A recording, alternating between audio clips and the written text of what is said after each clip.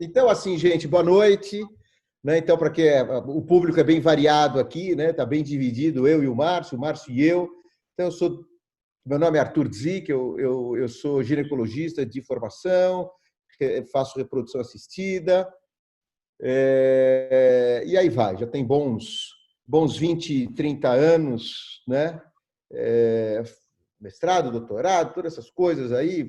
Presidi a Sociedade Brasileira de Reprodução Humana, acho que isso vale. Fiquei na França, fiquei em Israel, fiquei aqui, fiquei ali. Dirijo um dos principais serviços de reprodução assistida público, que é o Hospital Pérola Byton, e hoje em dia estou dando plantão para o Covid no Pérola, que está sendo uma experiência fantástica. Depois a gente pode falar alguma coisa sobre isso, mas a ideia, então, é a gente fazer um bate-papo. Eu vou fazer uma introdução muito sucinta do Covid e, claro, vou puxar um pouquinho da história reprodutiva, da história da gravidez, o Covid na mulher, que, em última análise, é a nossa especialidade, né? E depois vou passar a palavra para o Márcio e a gente vai começar um bate-papo e depois vamos dar um tempo para todo mundo que quiser interagir, né, fazendo perguntas e coisa e tal, né, para a gente se posicionar nesse binômio ginecologia, reprodução assistida, mas ginecologia, saúde da mulher, né, com o cirurgião vascular, né? Então, essa que é a ideia. A gente tem feito encontros aí a cada semana, 2 semanas, com especialidades afins, né? Para a gente, em última análise, se ver um pouquinho mais também. E eu vou passar, então, a palavra para o Márcio, pedir para ele se apresentar e fazer um apanhado geral, e a gente começa o nosso bate-papo. Márcio. Muito obrigado, parabéns pela explanação. Eu sou Márcio Steinbruck, eu sou cirurgião vascular e angiologista, eu sou formado lá pela USP, na Faculdade de Medicina da Universidade de São Paulo. Minha especialização também é feita lá no Hospital das Clínicas. Sou membro efetivo da Sociedade Brasileira de Cirurgia Vascular. E hoje eu exerço minha atividade basicamente na minha clínica e no Hospital Albert Einstein. E também frequento outros hospitais, né? E estamos aqui para poder pincelar um pouquinho dos problemas vasculares que estão ligados à quarentena, ligados aos hormônios, ligados à gravidez e, de um modo geral, ligado à parte obstétrica.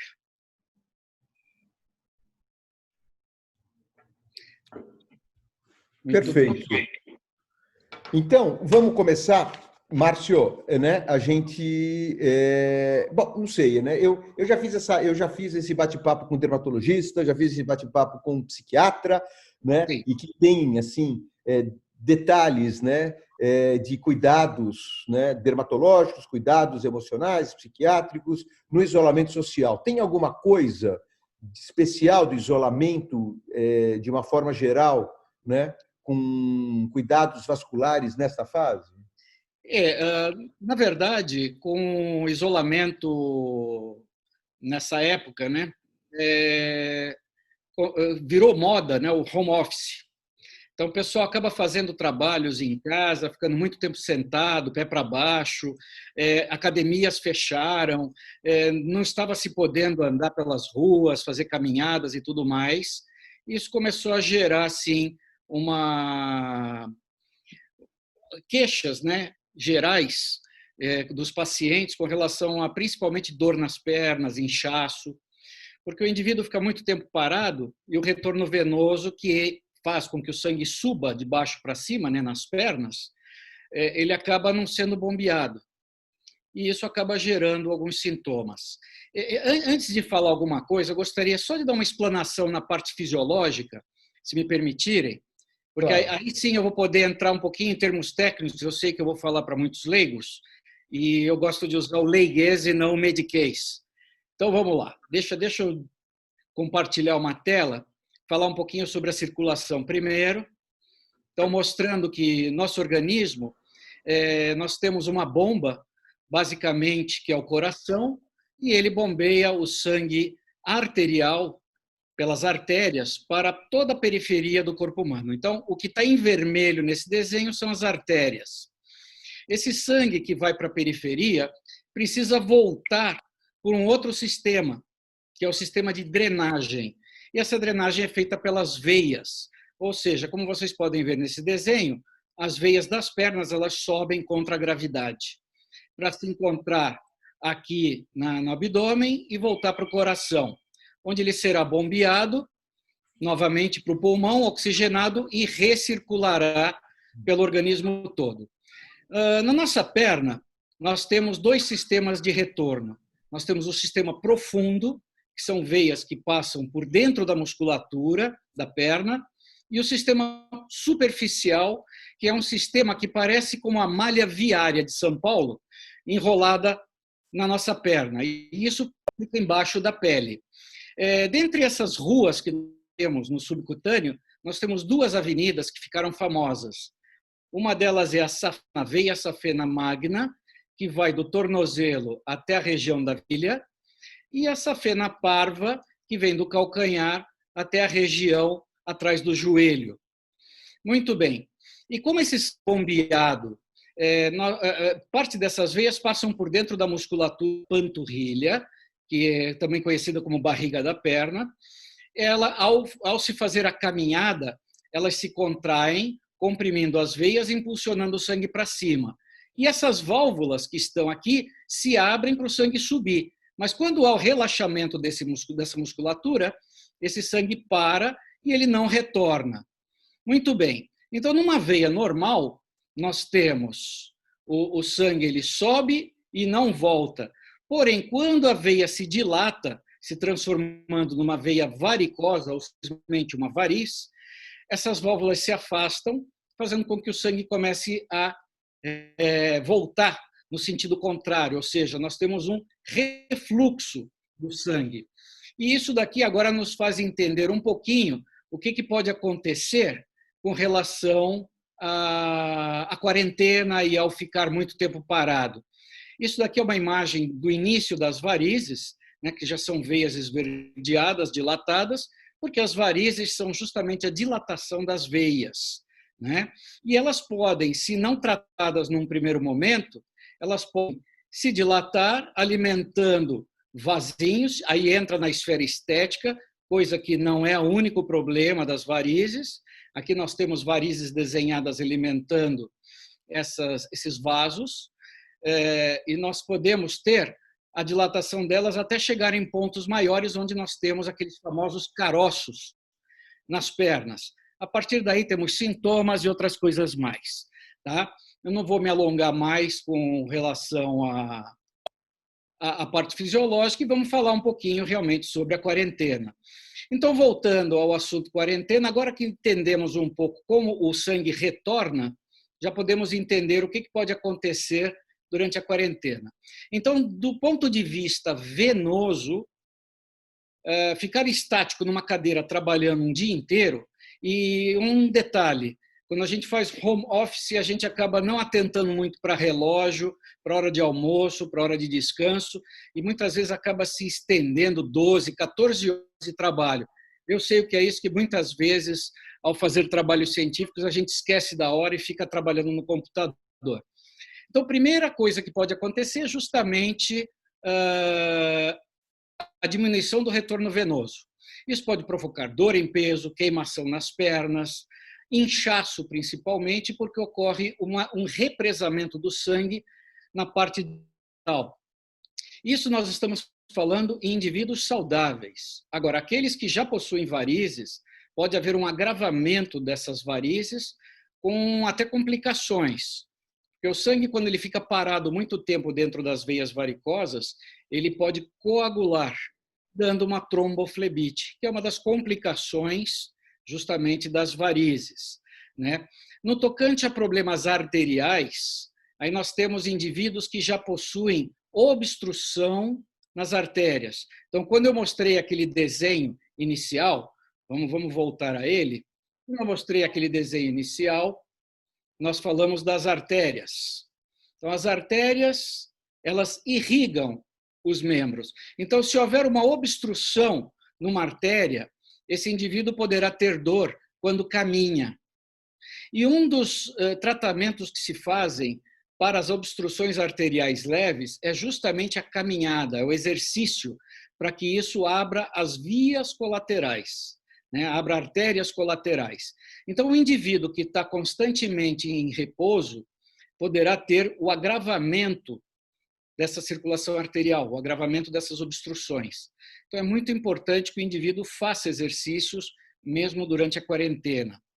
Você falou, Arthur, da questão da Covid, e um dos problemas que se descobriu nas pesquisas é que o vírus ele pode atacar as hemácias, que são as células vermelhas do sangue, fazendo com que elas se rompam. Isso pode provocar inflamações em pequenos vasos, dando o que a gente chama de vasculite, né? Então, ocorre uma inflamação e, posterior a isso, uma trombose. Então, ocorre uma coagulação do sangue dentro do vaso. Para quem não sabe o que é um trombo, um coágulo, é só imaginar uma coalhada. A coalhada do leite nada mais é do que um coágulo de leite. Então, o coágulo de sangue, ou trombo, é equivalente a uma coalhada de sangue dentro de um vaso. Então, isso obstrui o vaso.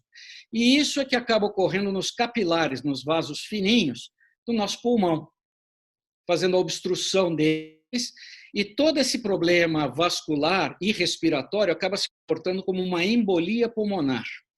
Então, indivíduos que acabam com agravamento do problema respiratório, é triste falar assim, mas é como se eles estivessem se afogando no seco.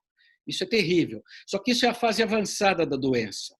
O que estava se estudando com relação à cloroquina e à ivermectina é que elas usadas no caso da malária faz com que evite que o vírus ataque a hemácia, fazendo com que evite a rotura dela e, consequentemente, evite todos esses problemas.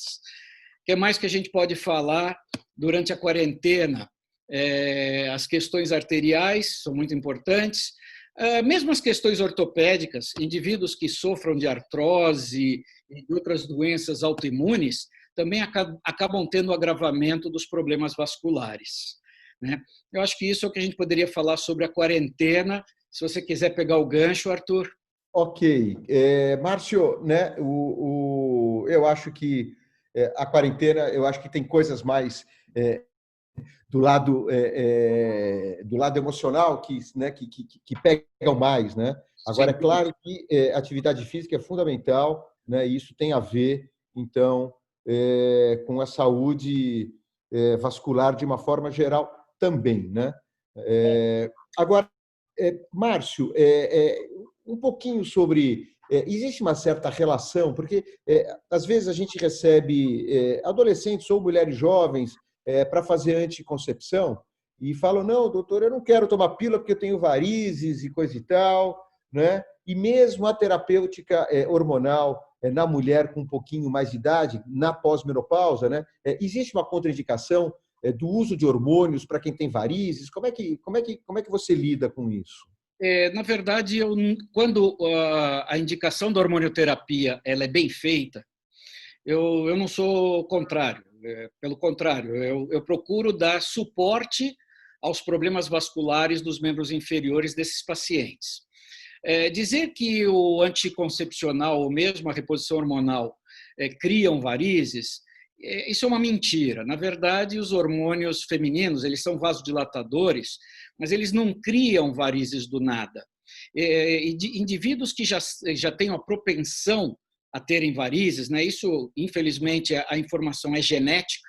Então, indivíduos que tenham na sua família parentes consanguíneos com varizes são candidatos a fazerem varizes, mas os hormônios não criam as varizes. Eles são um fator de piora.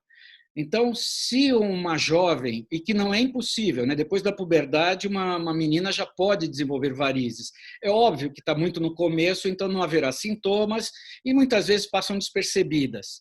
Mas não é contraindicado a terapia anticoncepcional, não. O que eu oriento os meus pacientes é que, se forem portadores de varizes, que as tratem. Infelizmente, as varizes propriamente ditas, o tratamento definitivo é o cirúrgico, mas a cirurgia hoje em dia, eu não gosto nem de usar o termo cirurgia, porque é um procedimento minimamente invasivo e ambulatorial. Então, as varizes são retiradas através de micropunções, através de usos de agulhas de crochê de 0,5 milímetro, e mesmo indivíduos que possuam problemas na safena, hoje em dia elas não são mais retiradas.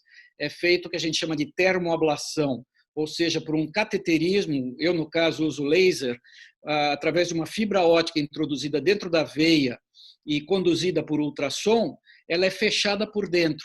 Tudo isso aqui é feito com uma anestesia leve, o paciente faz e no mesmo dia vai para casa e resolve tudo, diferente do que era antigamente. O indivíduo acabava ficando 15, 20 dias de molho, né, de repouso. Então, meu conselho, geralmente, para mulheres que tenham varizes diagnosticadas e queiram fazer anticoncepção, ou mesmo engravidar, é que cuidem das varizes. Porque, da mesma forma, o hormônio não cria as varizes, a gestação também não cria as varizes. Ela piora o que já existe. E ela pode ser muito danosa durante a gestação. Isso, acredito que você tem experiência muito grande com isso. Claro, então, tocando no ponto da gestação, então, porque existe, não sei, sempre uma orientação, tem os filhos que vocês quiserem ter e aí depois vai operar as varizes. Então, não é bem assim. Não, isso caiu por terra há muitos anos. Eu vou te falar, o divisor de águas no tratamento de varizes foi o surgimento do ecodoppler, o ultrassom com Doppler. O ultrassom com Doppler é um exame que eu tenho o orgulho de dizer que a ideia é brasileira. Ele foi desenvolvido, eu era residente nesse tempo, foi desenvolvido a ideia lá no Hospital das Clínicas, onde nós, residentes, íamos brincar com equipamentos de ultrassom lá do INCOR e fazer ultrassom dos vasos sanguíneos. Né? Um dos idealizadores disso foi o professor Berilo Langer, que Deus o tem em bom lugar, porque ele teve a ideia, se já se podia fazer, estava iniciando o ecocardiograma, se podia se fazer ultrassom do coração, por que não se poderia fazer dos vasos sanguíneos? E se fizeram muitos trabalhos sobre isso. Isso foi mais ou menos na década de 80, nos idos anos, acredito eu, 88, 89. Disso daqui saíram muitos trabalhos que foram levados para os Estados Unidos, e, se não me engano, a Clínica Mayo era onde tinha os mesmos estudos, estava um pouquinho mais desenvolvido nos Estados Unidos, e uniram-se os trabalhos brasileiros e os americanos, e a partir daí, na década de 90, surgiu o Doppler. Então, isso foi o divisor de águas, porque até 1993, mais ou menos, todo paciente que tinha varizes perdia sua safena nas cirurgias. Então, imaginava-se que a safena era a grande vilã e que todas as varizes eram causadas por um problema na safena. E o Doppler mostrou que não. Mostrou que muitos pacientes com varizes e com sintomas tinham a safena normal. Tinham a safena normal e, portanto, não havia necessidade de fazer uma mutilação nesse paciente e tirar uma safena normal. Então, a partir daí, começou-se a fazer uma cirurgia mais detalhada, o diagnóstico era mais preciso, mais precoce. Então, a partir daí, começaram as técnicas minimamente invasivas. Então, a partir de 1993, 94, já se fazia a retirada das varizes com preservação da safena. E aí por diante, né? No fim da década de 90, começo dos anos 2000, já surgiram técnicas menos invasivas para o tratamento das safenas. Aí surgiu o laser. O laser, a ideia do laser, basicamente foi, se não me engano, na Universidade de Cornell, lá nos Estados Unidos, mas o desenvolvimento maior disso aqui foi no Brasil também, né? Para quem não sabe, a cirurgia de varizes, as técnicas menos invasivas do mundo foram desenvolvidas no Brasil. A própria técnica do uso da agulha de crochê é uma técnica brasileira. E muitos estrangeiros vêm para o Brasil para se tratarem, porque nós temos uma técnica muito estética no seu tratamento. Né? A ideia do brasileiro é unir o útil ao agradável, é tratar a doença varicosa mantendo a estética. E como o Brasil é um país que tem sol 9 a 10 meses por ano, as brasileiras cultuam muito as pernas. Então, por isso que as técnicas que vieram para ficar são estéticas também. Agora, falei um monte de coisa sobre a técnica e voltando à gravidez. Então, esses estudos mostraram que a gravidez em si não provoca as varizes. Obviamente que o crescimento do útero no abdômen aumenta a pressão, comprime a veia cava, que nós podemos ver naquela imagem que eu mostrei inicialmente, isso aumenta a pressão nas pernas. Se a mulher tem veias normais, elas vão aguentar essa tensão e aquelas válvulas que eu mostrei também vão aguentar. Mas, se ela tem veias doentes, por menores que sejam, essas veias doentes perderam a elasticidade. E, com isso, esse aumento da pressão fará com que elas se dilatem mais. Então, mulheres que não tenham ainda varizes aparentes, mas elas já existem, na segunda gestação, principalmente, é que elas vão aparecer. Então, antigamente, tinha-se a ideia de que a mulher desenvolvia as varizes com a gravidez. Então, se falava, espera todas as gestações para depois tratar. Só que aí o que acontecia? As gestações acabavam deteriorando ainda mais essas veias e dificultando cada vez mais o trabalho. Então, elas acabavam tendo um dano estético muito grande. E por isso é que se orienta as gestantes, né, as futuras gestantes, que cuidem das suas varizes antes mesmo de engravidar. E por ser um problema que se agrava na gravidez, eu oriento, inclusive, as mulheres que, além do pré-natal que faça com seu obstetra, que também faça uma visita preventiva com o vascular. Isso é muito importante. Arthur quer continuar com alguma coisa? Desculpa. E é isso. Então, na gravidez, além da questão mecânica, da compressão pelo útero, nós temos também as alterações hormonais. Os hormônios que mantêm a gestação também acabam contribuindo para a vasodilatação. Uma outra coisa também que ocorre nas mulheres grávidas o centro de gravidade delas, né, como elas crescem a barriga, o centro de gravidade dela muda e elas acabam caminhando de uma forma diferente. Ocorre também uma retenção de líquidos, então a mulher incha mais facilmente. Então, tudo isso daqui contribui para o agravamento do retorno venoso. Elas mal conseguem andar, têm inchaço nas pernas. Há também um inchaço na própria musculatura. Se eu falar besteira, me corrija, Arthur, né, pelo embebimento, pela retenção hídrica, né, de líquidos. E tudo isso daqui promove dor nas pernas e uma piora do retorno venoso.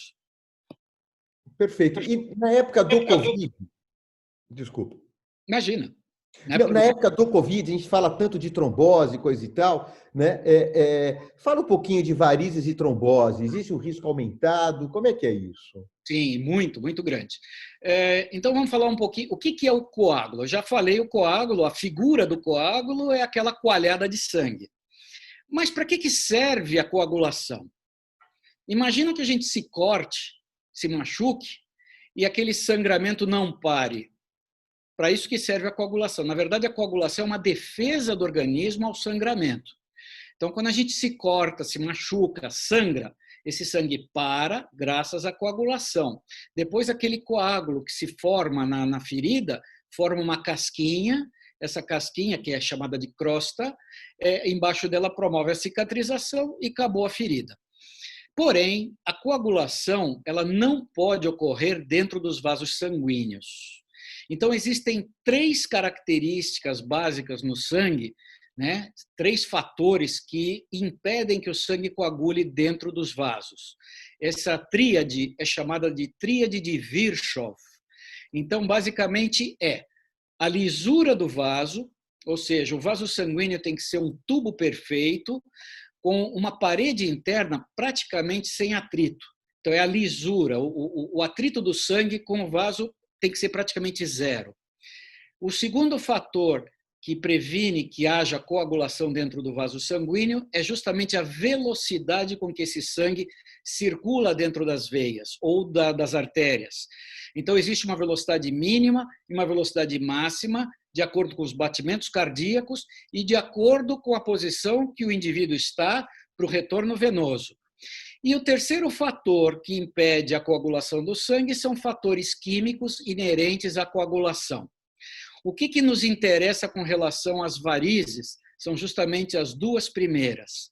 Então, nós precisamos de um vaso que seja liso e cilíndrico. As varizes, quando a veia se dilata, ela se torna irregular, fazendo com que o sangue tenha atrito com o vaso. E isso, por si só, já promove um fluxo turbulento, fazendo com que haja nesse vaso algo semelhante a um liquidificador. Ou seja, nós vamos fazer uma manteiga, um chantilly de sangue dentro de um vaso desses. Outra coisa que ocorre dentro de uma veia varicosa é que quando ela se dilata, do contrário do que se imagina, o sangue perde velocidade. Então, como o sangue tem dificuldade para subir contra a gravidade, naqueles casos, o sangue fica meio que parado dentro do vaso, ele vai e volta, vai e volta. As válvulas não seguram mais o sangue. E isso faz com que, caindo a velocidade, possa promover a coagulação dentro de um vaso sanguíneo. Então, conhecidos os fatores que causam a trombose, agora é fácil entender por que uma das complicações inerentes às varizes é justamente a trombose.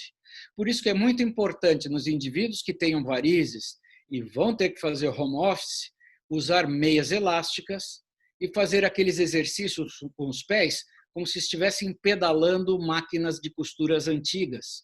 Então, aquele movimento de báscula, né, com o pé. Isso é muito importante. Né? A meia elástica, do contrário do que muita gente imagina, não é mais aquelas coisas horrorosas que nossas avós usavam.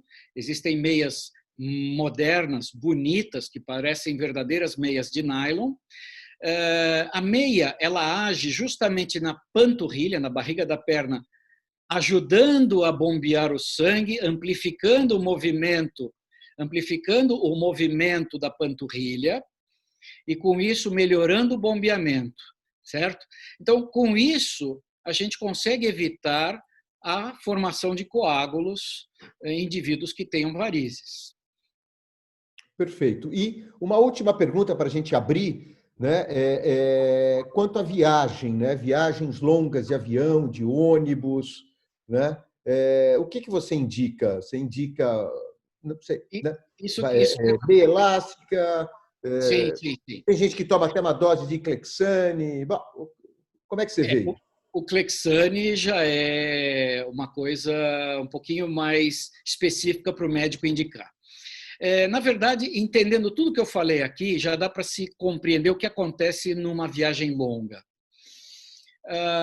Vamos falar especificamente dos aviões, porque o ônibus, você consegue parar um ônibus e sair um pouco para andar. Ou você consegue andar um pouquinho dentro do ônibus, e as poltronas dos ônibus, por incrível que pareça, às vezes são mais confortáveis que a do avião. Então, vamos falar um pouquinho sobre o avião. O avião tem vários fatores que são perigosos para a circulação. Primeiro é sentar numa classe econômica, onde vai ficar sentado com o pé para baixo, praticamente sem conseguir se movimentar. Então, por si só, já não se consegue bombear o sangue de volta para o coração. Então, aí já entra no problema igual da quarentena. Estou sentado muito tempo, minha perna vai inchar, meu sangue vai represar lá embaixo. Porém, entram alguns fatores que pioram isso daqui dentro do avião. O que é? A pressurização da cabine. A pressurização dentro da cabine é feita para que nós possamos respirar dentro do avião. Então, imagine que o ar fora do avião é muito rarefeito, a gente não conseguiria respirar. Então, com isso, a cabine ela é pressurizada. Mas a pressão dentro da cabine não é igual à pressão atmosférica aqui de terra. Então, nós temos dentro do avião uma pressão mais baixa que a daqui, e com isso nós perdemos líquido por evaporação. Então, aonde ocorre a redução da pressão, o ar é mais rarefeito, nós perdemos água pela respiração com mais facilidade. O uso de bebidas alcoólicas também fazem com que a gente desidrate dentro de um voo. Então, pegando o gancho disso tudo, no momento em que a gente desidrata numa viagem longa, e viagem longa são viagens a partir de 3, 4 horas, então imagina uma viagem de 12, 14, 15 horas, em que a gente fica parado, nós podemos perder muito líquido. E isso faz, num termo técnico, que ocorra uma hemoconcentração, ou seja, nosso sangue, entre aspas, engrossa, ele fica mais grosso. E isso também pode provocar uma trombose. Então, é muito importante que o indivíduo, quando viaje de avião, por uma viagem longa, use meias elásticas, geralmente de compressão 20, 30 milímetros de mercúrio. Pode ser uma meia só até o joelho, mas entendam, geralmente prescrita por um especialista. Não adianta chegar numa farmácia, eu quero aquela marca, me dá uma média compressão, eu calço 38 e acaba comprando a meia errada, né? Outra coisa importantíssima é fazer alongamentos durante o voo, movimentos com os pés, né? Indivíduos que não tenham problemas gástricos e não tenham problemas de alergia, se puderem, não tiver nenhum problema com ácido acetil salicílico, famosa aspirina, pode tomar meio comprimido adulto antes do voo, não tem problema nenhum. Né? Que mais? É muito importante que se hidrate durante o voo. Então, E beba não beber bastante. álcool, né? Pode beber um pouco, isso é gostoso, relaxa, mas tem que tomar líquido constantemente. Numa outra live que eu dei, eu falei sobre voos longos, aí me falaram, mas é tão difícil chamar a aeromoça. Eu falei que eu tenho cara de pau, eu levanto toda hora, vou até a copa e peço um copo d'água. Por quê? Eu faço exercícios durante o voo. Então, essa caminhada também é um exercício. Isso é muito importante. Agora, quais são os indivíduos que têm maior risco de ter trombose num voo? Indivíduos que já tenham doenças pré-existentes, como as próprias varizes, indivíduos que tenham feito cirurgias recentes, nos últimos 30, 60 dias, cirurgias abdominais grandes, ou principalmente pélvicas. Não que não possam viajar, mas é importante os cuidados. Indivíduos mais idosos, acima de 60, 70 anos, indivíduos que estejam tratando de neoplasias. Existe um problema muito grande que ocorre nos indivíduos com câncer, que são as síndromes paraneoplásicas. Então, alguns tipos de neoplasias facilitam o aparecimento de tromboses. Então, ficaram famosos três indivíduos que morreram porque estavam tratando neoplasias ou fizeram tratamento cirúrgico e acabaram tendo embolia pulmonar. Um deles foi o Tom Jobim. Tom Jobim, ele acabou morrendo aos 69 anos num procedimento urológico. Ele teve uma trombose, uma consequente embolia pulmonar. O Gerry Adriani e o Marcos Paulo. O Marcos Paulo, ator da Globo, ele também estavam fazendo tratamento de neoplasias e ele acabou falecendo de uma trombose com uma embolia pulmonar em um voo longo. O Gerry Adriani, ele acabou tendo uma trombose. Por conta da trombose, ele teve uma embolia pulmonar e, por conta disso, acabou descobrindo uma neoplasia. Igual Então, o nosso prefeito, né? O nosso prefeito também teve uma história assim, né? Sim, não, a história dele também foi famosa. A história dele foi assim, começou com uma trombose, embolia pulmonar, e ele jovem, com 39 anos... Não faz mais, tá? Eu ponho para você ou não? Só para mim. Uma das rotinas que se fazem quando o indivíduo sem nenhum antecedente tem uma trombose, é justamente pesquisar possíveis neoplasias escondidas. Isso é muito importante. Isso é muito importante mesmo. E para vocês terem uma ideia, esse problema nos voos longos ficou famoso na década de 80, quando uma jovem de 27 anos fez um voo de Melbourne a Londres, um voo de 20 horas, né, entre escalas, e ela, durante o voo, ela teve dores nas pernas. Assim que o voo aterrissou em Londres, que ela levantou, ela se sentiu mal e caiu e não deu tempo de chegar no hospital. Ela teve uma embolia pulmonar. A partir daí é que começaram a estudar esses problemas inerentes à classe econômica, tanto que esse problema ficou conhecido como síndrome da classe econômica. Mas não é só na classe econômica que pode ocorrer, isso pode ocorrer na executiva e na primeira classe também. É mais difícil, mas pode ocorrer por causa da desidratação e outras coisas mais. Você falou do Clexane, Arthur. O anticoagulante nós usamos quando o indivíduo sabidamente tem um antecedente perigoso para um voo longo. Então, sim, mas aí com o auxílio de um médico e, obviamente, de uma receita médica, ele pode tomar um anticoagulante, o mais comum é o Clexane, mais conhecido, onde ele faz uma injeçãozinha subcutânea pelo menos 2 horas antes de embarcar. E isso protege. Hoje em dia existem já anticoagulantes orais, né, que off-label eles têm uma eficiência e uma eficácia semelhante ao do Clexane, né, dos anticoagulantes subcutâneos, mas off-label também estamos usando. Off-label, para quem não entende, para os leigos, é um uso que não tem ainda um estudo confirmando, mas se ele tem eficiência no tratamento de tromboses, ele é um remédio que tem eficiência na prevenção de tromboses em cirurgias ortopédicas, então depreende-se que ele também vai ter uma prevenção de tromboses em voos longos. Só que aí a gente utiliza ele por pelo menos 2 a 3 dias. Um dia antes do voo, no dia do voo e no pós-voo, na ida e na volta. Isso é muito importante. Eu acho bastante interessante. Fala. Não, eu ia concluir. Eu acho bastante interessante ratificar aí para a nossa, né, que você falou de temas gerais de risco de trombose, a gente não pode esquecer da grávida, né? Que a grávida, quando viaja, a grávida em si já tem um risco maior de trombose, né? Então, esses cuidados de caminhar, se hidratar e usar uma meia elástica para a grávida é fundamental, né? A partir do 5º mês de gravidez, principalmente, né? Então, por isso que eu disse que o pré-natal, eu acho que é muito importante para os colegas obstetras pedirem, durante a gestação, lá pelo 4º, 5º mês, uma avaliação com um colega vascular.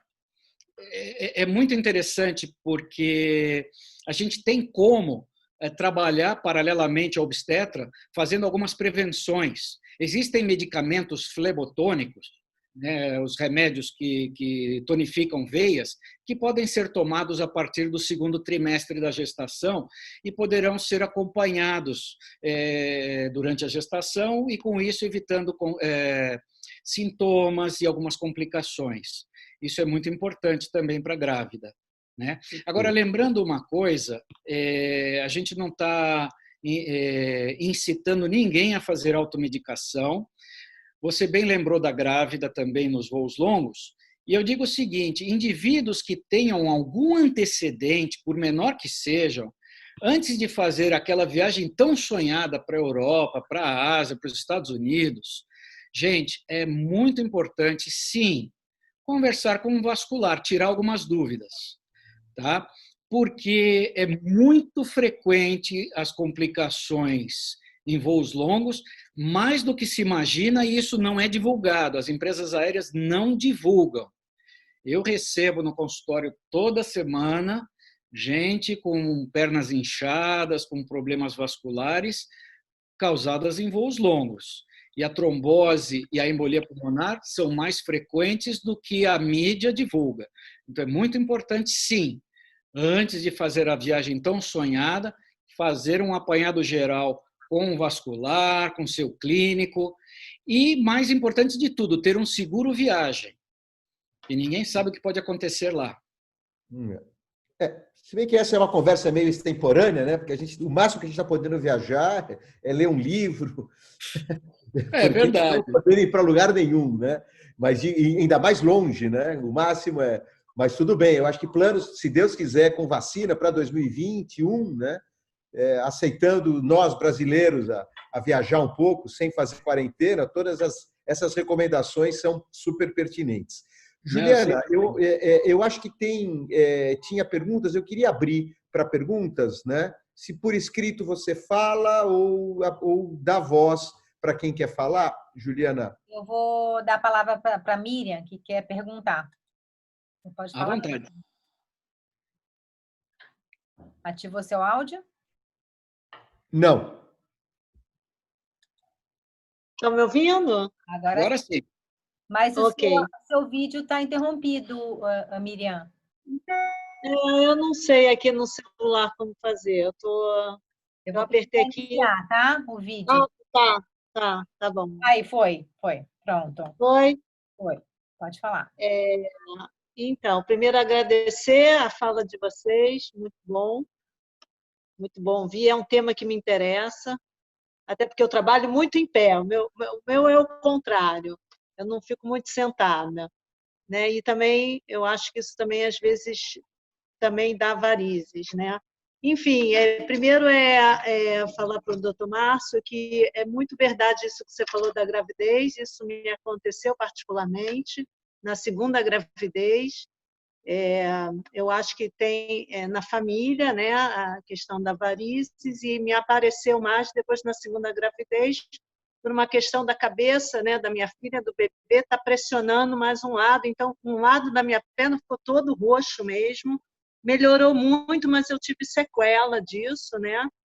E aí queria te perguntar em cima disso, eu já fiz um Doppler e tudo, mas ainda não comecei o tratamento, e qual é a sua opinião sobre a aplicação ou esse novo tratamento de espuma? O que você acha disso? Porque o que eu escuto, muita gente, por isso que eu ainda não tomei coragem de fazer, muita gente que faz esse tratamento e diz que volta, não melhora. E a minha mãe mesmo, a vida toda, fez, quando jovem, né, a aplicação, e sempre voltou até uma hora que ela desistiu. Então, eu queria saber a sua opinião sobre isso. Obrigada. É uma pergunta muito interessante mesmo. Primeiro, vamos entender que tipo de vasos que a gente pode fazer aplicação, né? Depois eu vou falar da espuma, mas o tratamento de aplicação, que provavelmente sua mãe fazia, e hoje muita gente ainda procura e que já está se fazendo com laser, é o tratamento das telangiectasias. As telangiectasias são os vasinhos fininhos, aqueles feinhos, que se faziam as injeçõezinhas, né, a escleroterapia. Hoje, mais modernamente, se usa o laser. Eles são capilares. Os capilares são os vasos mais fininhos que nós temos. É o primeiro vaso que recebe o sangue antes de chegar numa veia.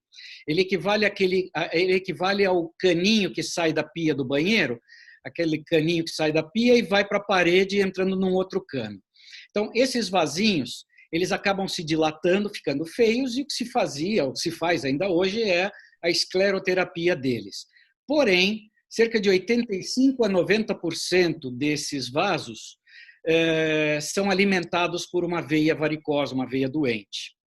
Então, para tanto, se faz o quê? Ter que retirar essas veias antes de se fazer a escleroterapia desses vasos. Hoje, mais modernamente, com laser transdérmico, é o laser que se faz na pele, já se consegue pegar pequenas varizes entre 2 e 3 milímetros. Quando elas estão maiores que isso, não tem mais jeito. O ideal é tirá-las do circuito. Tá? A forma de se tirar, se vocês quiserem, eu vou mostrar para vocês uma imagem, vocês vão entender como é que se retiram as varizes no caso de uma microextração. Aqui vocês podem ver, né, desenhada uma veia. O que se utiliza é justamente uma agulha de crochê de 0,6 milímetro. Através de um furinho de agulha, se pesca a veinha, ela é retirada e, em seguida, você vê que praticamente nem sangra. Ela é tirada por um furinho de agulha. Ou seja, é um procedimento minimamente invasivo e, com isso, se eliminam essas veias. Isso daqui o paciente anda já no dia seguinte, é praticamente indolor. Pequenas regiões podem ser feitas até com anestesia local e até mesmo no consultório. Isso daqui. Quando a coisa cresce um pouquinho mais, se tem uma quantidade maior, já deve se fazer isso em hospital. Não tão modernamente assim, mas o uso da espuma densa, né, já não é uma coisa tão nova. A ideia disso daqui já tem mais de 40 anos. Né? O que se modernizou foram os medicamentos utilizados. O medicamento utilizado para isso é o chamado AET, ou etoxiclerol. Ele é da família dos detergentes. Ele é um detergente. Então, ele, quando empurrado de uma seringa para outra, através de uma torneirinha, ele forma uma espuma, e essa espuma ela acaba sendo injetada dentro dessas veinhas. Por ser uma espuma, ela fica mais tempo parada lá dentro e ela promove a irritação da parede interna dos vasos. É a mesma função que faz a escleroterapia comum, que se utiliza a glicose. A glicose é 75%. Porém, temos um problema. No momento em que eu injeto uma substância irritante dentro de uma veia, eu promovo uma coagulação dentro dela. Então, se eu não fizer um tratamento adequado com essa espuma, eu posso provocar uma tromboflebite dentro desse vaso. Bom, mas Márcio, não é isso que eu quero? Sim, eu quero fechar aquela veia, vou fechar com uma tromboflebite. Só que temos um problema. Essa irritação, muitas vezes, não tem controle do médico. E ela pode promover uma inflamação na pele de tal forma que manche a pele. Então, o uso da espuma, dependendo da situação em veias muito superficiais, pode promover uma mancha e ela não sai mais, ela é indelével. Eu não quero me alongar, eu tenho imagens disso daqui, mas eu não quero ficar mostrando para não me alongar. Então, a espuma, em detrimento da cirurgia, não é a escolha ouro para o tratamento. E quando se fala em safena, a safena é uma veia superficial, porém ela está mais profunda na pele. Então, o que se utiliza hoje, melhor, é queimar ela por dentro, ou seja, a termoablação, mais comumente usado o laser. Na minha experiência pessoal, uso laser, mas existe a radiofrequência também, que é a introdução de um catéter com um eletrodo na ponta e por eletrocoagulação vai fechando o vaso. A espuma, por ser uma trombose provocada, ela pode provocar depois a recanalização da veia, ou seja, essa veia pode reabrir e com isso voltar, como você mesma disse, Miriam. Né? Pessoas que fizeram podem ter a recidiva. Então, a espuma não é a melhor escolha. Não é errada, ela é reconhecida, mas, na minha opinião, eu particularmente não escolheria. Sei fazer, faço em algumas situações onde é indicada, mas não é o dia a dia. Então, a melhor coisa a se fazer é a retirada das varizes de forma minimamente invasiva, o que mantém a estética também, e, no caso da safena, a termoablação. Alguém me perguntou, eu vou me adiantar, acho que Mirella fez uma pergunta aqui. Boa noite, doutor, eu estou há 5 meses com uma úlcera. Então, a úlcera é uma complicação também causada pelas varizes, porque como as varizes provocam o represamento do sangue, então o próprio sangue arterial, os capilares não conseguem irrigar a pele muitas vezes e formam áreas de falta de sangue. Então essas varizes acabam alimentando pequenas feridas que acabam não conseguindo fechar por conta das varizes, né? E aí me perguntaram se existe indicação, sim, de operar quando ocorre uma úlcera. Sim, Mirella, existe a indicação de se operar. Muitos médicos querem tentar fechar a ferida antes de fazer a cirurgia. Eu já acho que não, porque justamente para se fechar uma ferida, nós temos que tirar todos os fatores que estão contribuindo para ela. Então, se as varizes estão contribuindo para a manutenção dela aberta, eu acho sim que tem que fazer a cirurgia. Então, com as técnicas modernas, tanto o laser como as técnicas minimamente invasivas, e com as técnicas de desinfecção, é muito seguro fazer uma cirurgia de varizes diante das úlceras. E pode ver que nos todos os casos que eu faço ou que eu indico, não eu, mas todo vascular, depois que faz a cirurgia, ocorre uma cicatrização muito mais rápida e mais segura e mais uniforme dessas varizes. Eu acho que os curativos atuais, modernos, são muito bons, mas se não tirar as varizes, mesmo fazendo bota de una, compressão, tudo mais, não vai resolver as varizes. E a outra pergunta é justamente essa, Arthur, de se existe algum risco atualmente com a Covid. Não, porque já está havendo todo um fluxo anti-Covid, tanto nos consultórios como nos hospitais.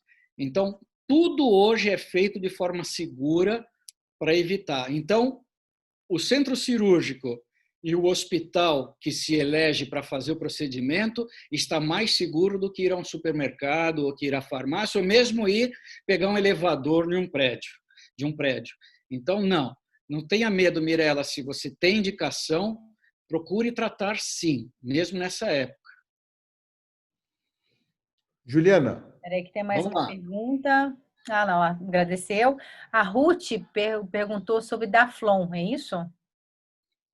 Daflon e a meia elástica. Ela fez uma Daflon, pergunta aqui. isso. Deixa eu ver se eu O consigo Daflon, esperar. claro. Fala, doutor. O Daflon e a meia elástica, eles fazem parte da terapêutica clínica das varizes. Mas veja bem, a terapia clínica das varizes não vai resolver o problema. Ela diminui os sintomas, pode diminuir um pouco complicações, proteger, né? E postergar um pouco a piora, mas o tratamento definitivo é a retirada dessas varizes. Infelizmente, tem que ser encarado. O Daflon, ele faz parte de uma gama de medicamentos chamados flebotônicos. E eles agem de uma certa forma, como é que eu poderia explicar de forma leiga? Eles agem na parede das veias, fazendo com que haja uma tonificação dos músculos que tem nas veias. As veias, elas são como uma cebola. Ela tem várias camadas. E uma das camadas é muscular, que é o que dá a tonicidade das veias. Então, as veias varicosas, elas ficam, vamos usar um termo bem leigo, elas ficam desmilinguidas, elas ficam alargadas, elas ficam moles. E o Daflon, ele promove o quê? Ele faz um endurecimento, um enrijecimento dessas veias, melhorando o retorno venoso. Fora isso, os flebotônicos, eles agem também na permeabilidade capilar. Então, eles ajudam ao organismo absorver os edemas. Então, diminui o inchaço, consequentemente, diminui os sintomas, dor, peso nas pernas e queimação. Já as meias elásticas, elas agem mecanicamente, ou seja, elas comprimem a panturrilha, comprimem primeiro as veias superficiais, para desviar esse sangue para as veias mais profundas. E com isso o sangue já corre em veias melhores. E ajuda no bombeamento da panturrilha. Então, é muito comum sempre associar a terapia compressiva com a terapia medicamentosa.